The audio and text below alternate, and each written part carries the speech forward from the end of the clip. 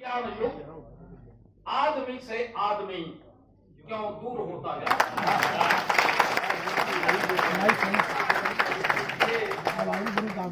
वेद में विज्ञान या वेद का विज्ञान ये भी निष्कर्ष निकालना बहुत मुश्किल है कि हम वेद में विज्ञान की चर्चा करेंगे कि वेद के विज्ञान की चर्चा करेंगे, जिसमें यज्ञ विज्ञान आता है, हविर विज्ञान, जो जितने विज्ञान कह लीजिए सब कुछ, क्योंकि वेद में ही सब कुछ है। और जहां एक एक विद्वान ऐसे ऐसे बैठे हों कि बोलने के लिए खड़े होइए तो किसी का रूह कांप जाता है, किसी का पैर कांप जाता है, तो आप बोलेंगे कैसे, सबसे बड़ी समस्या है। तो विद्वानों के लिए तो बोलना नहीं है, इसलिए कि ये सब जानते हैं, और जो पहले से पेट भरा हुआ है तो उनको कुछ पचता ही नहीं। तो हमें छात्रों के लिए बोलना है, जो हमारे उदीयमान छात्र हैं। इसमें सबसे बड़ी बात यह है, मैंने एक बात कही, आदमी से आदमी क्यों दूर होता जा रहा है। जो आज अंतर्राष्ट्रीय वैश्विक संकट है, यूक्रेन का, रूस का, अमेरिका का, ईरान का, इसके लिए सिर्फ एक सूक्त पर्याप्त है, तन में मनः तीव्र संकल्प। बहुत पढ़ने की जरूरत नहीं। रही बात मंत्र के विज्ञान की, पॉइंटेड बोलूंगा, ज्यादा नहीं बोलना। मंत्र विज्ञान में जो आप साउंड पावर है उसका, जैसे रुद्राभिषेक आप करते हैं तो 11 आचार्य, एकादश आचार्य जब मंत्र बोलते हैं तो आप देखे होंगे, जैसे पहले चक्रवात चलता था गर्मी के दिनों में, तो वो ऐसे घूमते घूमते घूमते घूमते इतनी तेजी से गर्मी से, जितनी गर्मी के दिनों में वो चक्रवात आंधी चलती है, वो होते होते इतनी ऊंचाई तक पहुंचता था कि जैसे लगे कि वो अब दिख ही नहीं रहा है, इतनी ऊंचाई, द्युलोक की ऊंचाई। तो वो जो साउंड पावर है, जब 11 आचार्य जब मंत्र बोलते हैं तो वो आपका साउंड पावर, मंत्र का विज्ञान, इस पृथ्वी तल से लेकर के जहां यज्ञ हो रहा, यहां से वो द्युलोक तक स्पर्श करता है। ये साउंड पावर है, ये मंत्र का विज्ञान।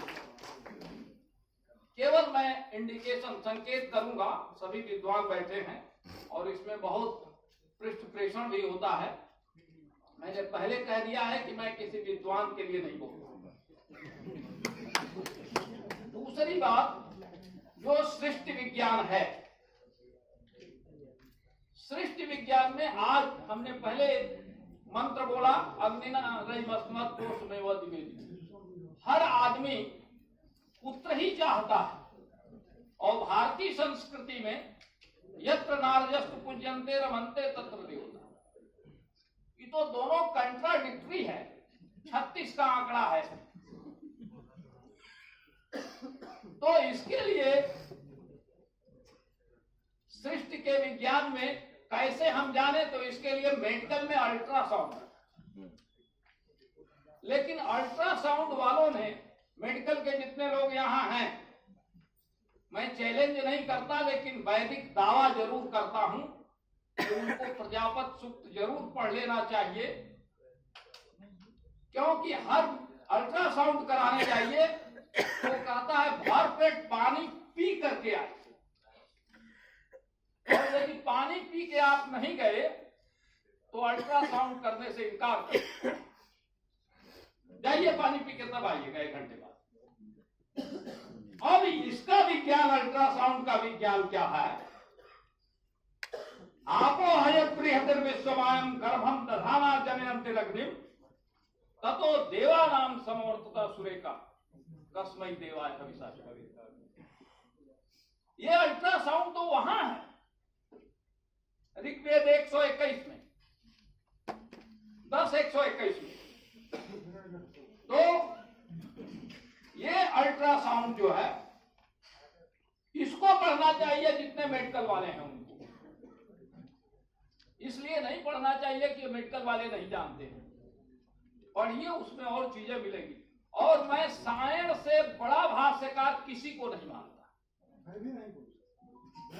क्योंकि जो कहते हैं कि पश्चिम की जब मुहर लगती है तब हम प्रमाणित होते हैं। अरे पश्चिम की मुहर लगेगी तो हम प्रमाणित होंगे कि हमसे पश्चिम प्रमाणित होगा? साइंस प्रमाणित करना है वैज्ञानिक को। साइंस का भाष्य पढ़िए, एक एक चीज उसमें दी हुई है। तो हम पश्चिम पूरब से प्रमाणित होने वाले नहीं हैं, हम जहां हैं वहां प्रमाणित हैं। अब आपकी दृष्टि में क्या कहा? प्रसक्त से अदर्शनम लोप संयम से, अदर्शनम लोप। हम प्रमाणित हैं भाई, आपको नहीं दिखाई दे रहा है तो हम थोड़े दोषी हैं।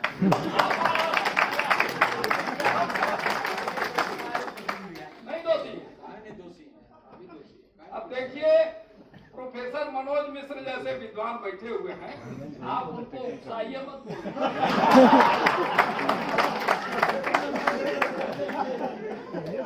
तो क्योंकि उनका वेग जो है मनोजवम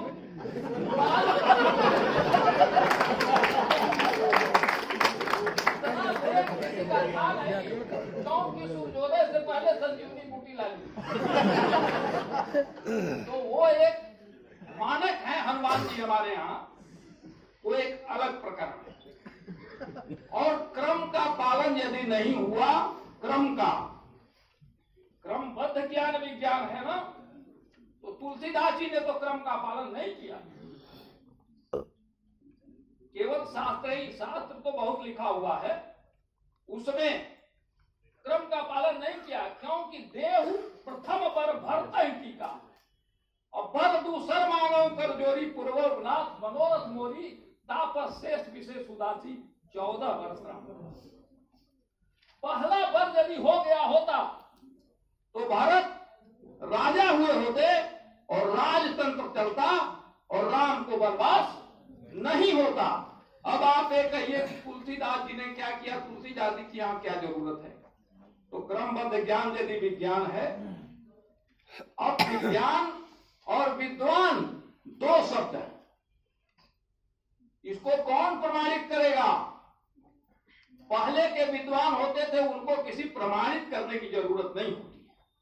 आज के समय में आप बहुत बड़े विद्वान हैं, आप बहुत बड़े वैज्ञानिक हैं, प्रजापति चरति बोलते रहिए, अल्ट्रासाउंड बोलते रहिए, हवीर विज्ञान बोलते रहिए, यज्ञ विज्ञान बोलते रहिए, जब तक भारत सरकार आपको विद्वान न कहे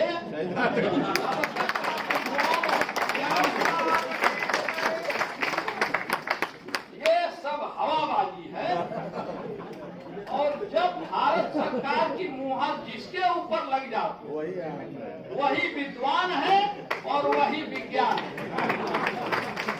क्योंकि जीवन विज्ञान का ये वेद में सब कुछ है, कहिए भारत कहाँ है?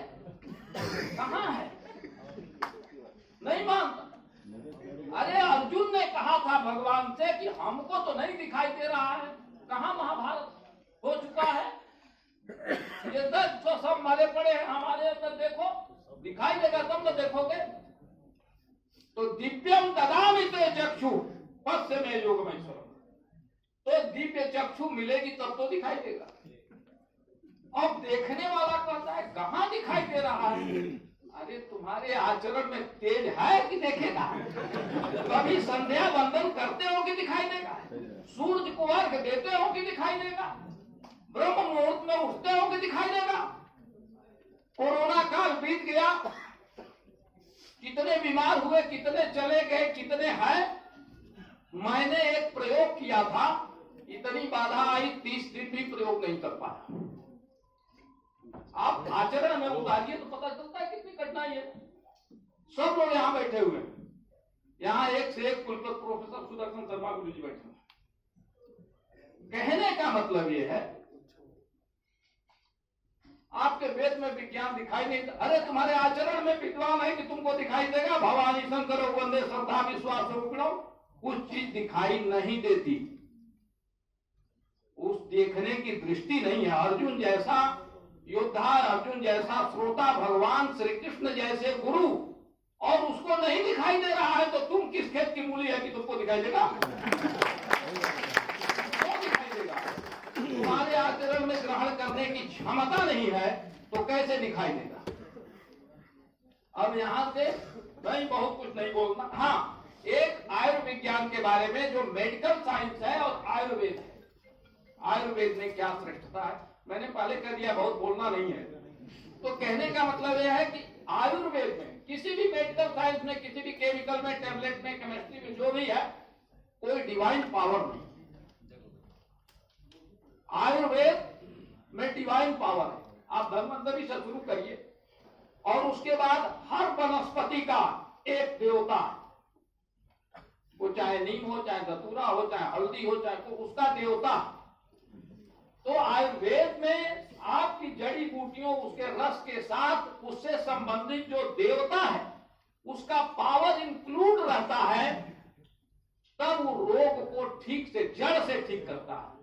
मॉडर्न साइंस किसी रोग को जड़ से ठीक नहीं करता। तो बहुत सारी चीजें हैं। संगतकरण, एक संगतकरण की बात करते हैं। अमेरिका में बैठा हुआ यजमान कर देता, कह देता है कि हमारे नाम से गुरु जी संकल्प करके यज्ञ कर दीजिएगा। यजमान का संगतकरण यज्ञ के साथ हुआ ही नहीं। कैसे यज्ञ का फल आपको मिल जाएगा और क्यों मिल जाएगा? नहीं मिलना चाहिए।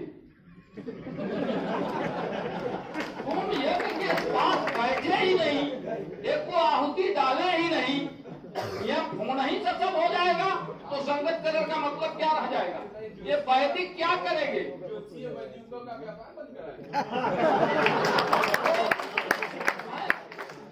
मैं अपनी बात कर रहा हूँ, क्या बात तो पूरे देश को चलेगा। तो बस, और अग्निशोमात्मकम जो जगत है सृष्टि विज्ञान का, स्त्री जो है सोम तत्व है और पुरुष अग्नि तत्व है। बस इसी मर्यादा में रख के, हाँ, शोध पत्र आप कैसे पढ़ें ये बता दें उदीयमान छात्रों के लिए। आप यदि ये मान लेके ये इसमें आएंगे कि यहाँ प्रोफेसर श्री किशोर मिश्र बैठे हैं, आज के समय में वेद के पितामह, प्रोफेसर मनोज मिश्रा बैठे हैं, प्रोफेसर सुदेश शर्मा बैठे हैं, बहुत बाद की कड़ी में हम लोग आएंगे, रामनाथ झा बैठे हैं, हरीश्वर दीक्षित बैठे हैं, बैठे हैं। तो आप नहीं बोल पाएंगे, आपका पैर काम जाएगा, आपकी रूह काम जाएगी। अरे आप बोल कब पाओगे? तब बोल पाओगे कि ये जितने बैठे हैं इनको कुछ नहीं आता है।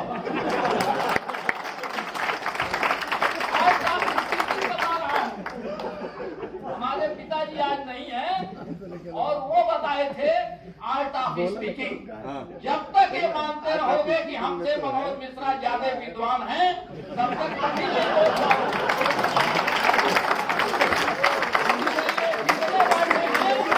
कभी बोलना है तो आप ये मान करके चलिए कि जितने बैठे हैं इनको कुछ नहीं आता है, और अपनी बात धैर्य से बोलिए, तब आप विद्वान माने जाएंगे। तब भारत सरकार कहेगी कि आप विद्वान हैं।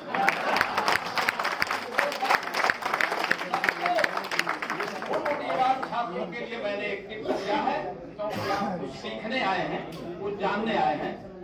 तो मैं मंच को प्रणाम करते हुए, आपने मुझे सुना और यहाँ से सर्व विद्या की राजधानी से दिल्ली तक, राष्ट्रीय राजधानी तक, गुजरात से, हिमाचल प्रदेश से लेकर के और सब पहुंचने वाले, सबका नाम नहीं ले रहा हूं, सब एक दूसरे को पहचान रहे हैं, सबके प्रति सद्भावना है, सबके प्रति आदर है।